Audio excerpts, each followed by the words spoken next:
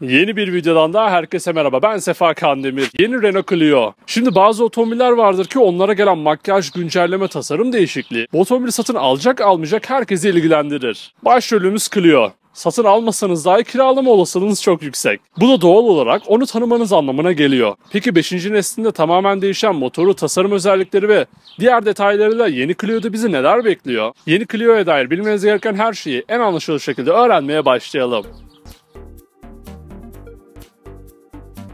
5. nesline 2019'da kavuştuktan sonra itiraf etmek gerekirse çok hızlı alıştığımız Clio 5, özellikle dakikalık araba kiralama uygulamaları sayesinde birçok kimsenin de ilki oldu. Çok yakın zamanda Japon ortaklığına verdiği Clio görünümlü Colt modelinde detaylarıyla inceleyeceğiz. Renault-Nissan ortaklığının ürünü CMF-B HS platformu üzerinde geliştirilen yeni Renault Clio'ya yönden baktığımızda değişimi iliklerimize kadar hissediyoruz. Makyaj ünlüsüne göre tamamen değişen ön tasarımda markanın yeni logosu etrafında uzanan panjur sert duruyor.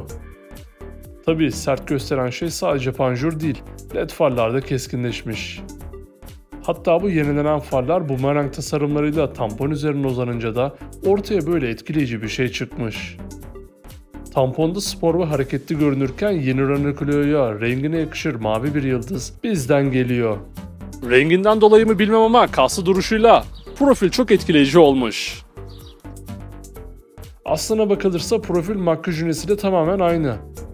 Arka kapı açma kolunun makyaj ünlesindeki gibi C sütunu üzerine kaldığı yeni Clio'da dolgun tasarım varlığını sürdürmüş.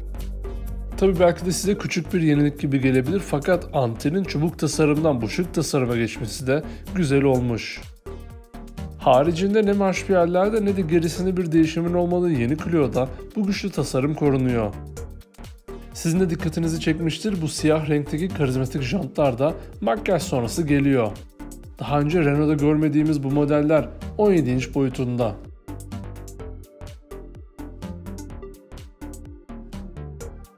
Renk konusunda da lansmanda kullanılan mavi de dahil olmak üzere 7 yeni seçenek katalogda sunuluyor.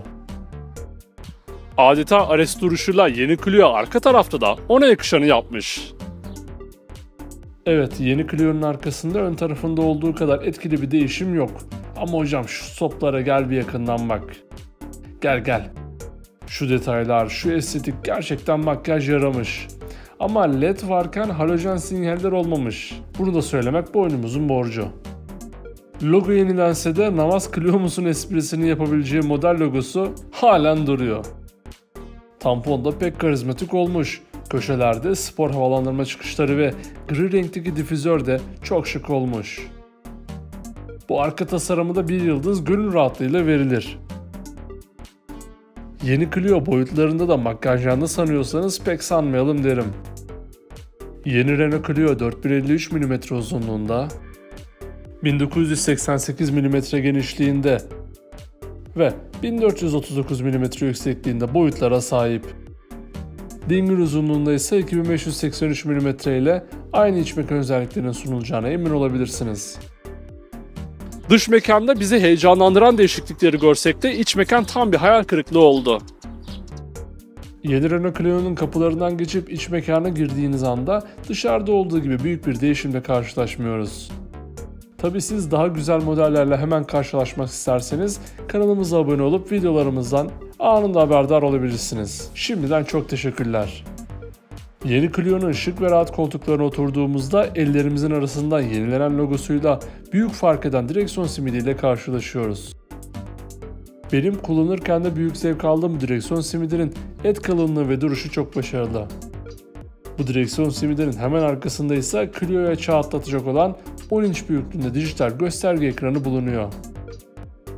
Renkleri, çözünürlüğü ve temasıyla kesinlikle iyi duran bu ekranı ben beğendim. Ekran dışında konsolun makyaj ünlesiyle aynı kaldığı yeni Clio'da konsolun ortasında dikine yerleştirilmiş dokunmatik multimedya ekranı bulunuyor. Dokunmatik ekranın hassasiyeti ve teması da gayet başarılı. Kablosuz olarak Apple CarPlay ve Android Auto bağlantısı yapılabilen bu ekran üzerinden navigasyon özelliği de kullanılabiliyor. Sürüş modu ve ambiyans aydınlatma seçeneklerini de bu ekran üzerinden seçebiliyorsunuz. Konsolun aşağısına doğru inerken bizi elektronik klima kontrol ünitesi karşılıyor. Bu kısımdan makyaj ünlesiyle tamamen aynı kalırken orta konsola indiğimizde bol bol bağlantı noktalarını görüyoruz. AUX çıkışı da bir tebessüm ettirdi. Devamında ise şık bir vites açısına yer verilmiş. Ambiyans aydınlatma detayları da hoşuma gitti. Burada da sürgülü kapakla gizlenmiş bardaklıklar ve elektronik el freni konumlanmış. Diyeceğimiz o ki yeni Clio'nun bu kabini makyaj sonrası değişmemiş gibi görünse de ekran ve logo detayı bile takdire değer. Gelelim arka koltuklara. CS sunumdan açılan kapılardan geçip arka koltuklara bir göz attığımızda yine burada makyaj öncesiyle aynı olan koltukları görüyoruz. B-hatchback olduğunu buram buram hissettiğimiz arka koltuklarda görmeye alıştığımız bağlantı noktalarından eser yok. Peki ya bagaj? Yeni Renault Clio'nun bagajında 391 litre hacim sunuluyor. Peki ya güvenlik konusunda gelen iyileştirmeler ne alemde?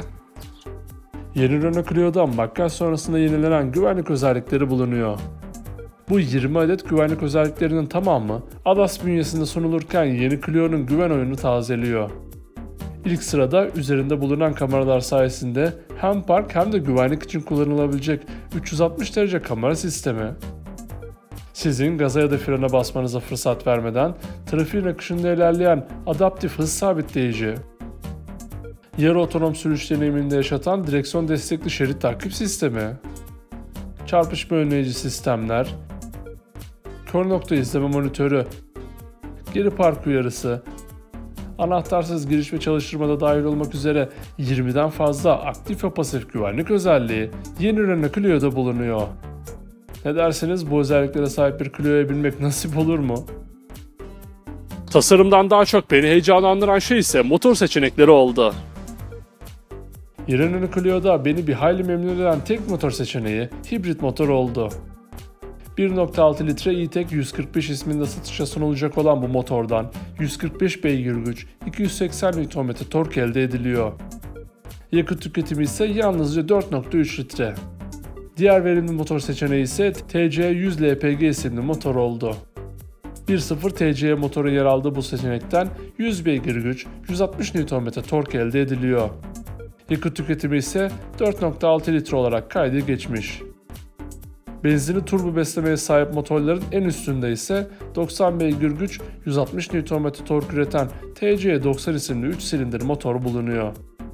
Atmosferik benzinli motorsa 1.0 SC ismiyle satışta. Toplamda 65 beygir güç, 95 Nm tork üretilen bu motordan verim ve performans beklemek biraz sizi üzebilir. Her ne kadar elektrik ve hibritli motor seçenekleri bir yere doğru gitse de Diesel Race varlığını sürdürüyor. Blue DCI 100 ismiyle etiketlenen dizel motordan toplamda 100 beygir güç, 260 Nm tork elde ediliyor. 6 ileri şanzımanla eşleştirilen bu motorun yakıt tüketimi 4.5 litre dolaylarında. Yeni Clio bu motorlarla filo krallığında taht sahibi olmaya devam eder. Peki ya fiyatı? Milyon liraya ulaşan otomobillere her geçen gün bir yenisi eklenirken Avrupa'da 18.250 eurodan etiketlenen yeni Clio'nun anlık Türkiye fiyatı için sizleri yorumlar kısmında bekliyorum. Yeni Clio'nun baştan sona bilmeniz gereken tüm özellikleri bu şekildeydi. Ben yeni Clio'yu hali hazırda var olan modellerinden beri çok beğeniyorum. Sunduğu özelliklerle de yine segmentinde en çok tercih edilen modellerden olacaktır. Peki siz yeni Clio 5 hakkında ne düşünüyorsunuz? Aklınıza takılan her şeyi ve yeni Clio hakkındaki düşüncelerinizi yorumlar kısmında birlikte tartışabiliriz. Ayrıca sonraki videolardan anında haberdar olabilmek için kanalımıza abone olmayı, videoyu beğenmeyi ve sevdiklerinizle paylaşmayı da unutmayın. Bir sonraki videoda görüşmek üzere. Kendinize iyi bakın. Sağlıcakla kalın.